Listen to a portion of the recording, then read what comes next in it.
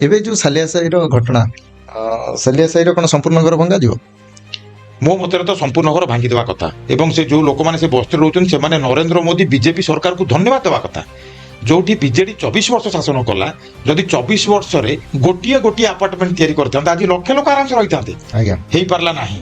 ଆପଣ ଲୁମ୍ବିନୀ ବିହାର ଯିବେ, ସେଠି ବୁଦ୍ଧ ବିହାର ତିଆରି ହେଇଛି।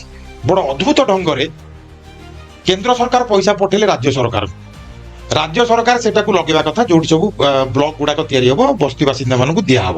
ସେଠି ଦେଖିବେ ହଳଦିଆ ଆପଣଙ୍କର ନେଳିଆ ଗାଲଭାଲାଇଜ ସିଟ୍ ଗୁଡାକ ସବୁ ବାଉଣ୍ଡ୍ରି କରାହେଇଛି। ସେ ଜାଗା କାହାର? ସେ ଜାଗା ସରକାରଙ୍କର ବା ଆମମାନଙ୍କର। ସେ ଜାଗା ବିଲ୍ଡର ମାନଙ୍କୁ ଦିଆହେଇଛି। ଯୋଜନା ପଇସା ଆସିଥିଲା ସରକାରଙ୍କ ଖାତାକୁ, ସରକାର ତାକୁ ନେଇକି ଅଲଗା ଯୋଜନାରେ ବାଣ୍ଟିଲେ ପଇସା ସରିବ। ପଇସା ସରିଲେ କ'ଣ ହେଲା ନା ବିଲ୍ଡର ମାନଙ୍କୁ ଡକା ହେଲା ଯେ ଆପଣଙ୍କୁ ଆମେ ଏତିକି ପଇସା ଦେବୁ, ଆପଣ ସେଠି ଏତିକିଟା ବିଲ୍ଡିଂ ତିଆରି କରିବେ। ନା ତା ବଦଳରେ ଆମକୁ କ'ଣ ମିଳିବ? ନା ଆପଣଙ୍କୁ ସେଠି ଆହୁରି 20 ଏକର ଜାଗା ଆମେ ଆପଣଙ୍କୁ ଦବୁ। ତାଙ୍କ ନାଁରେ କରିଦିଆଗଲା।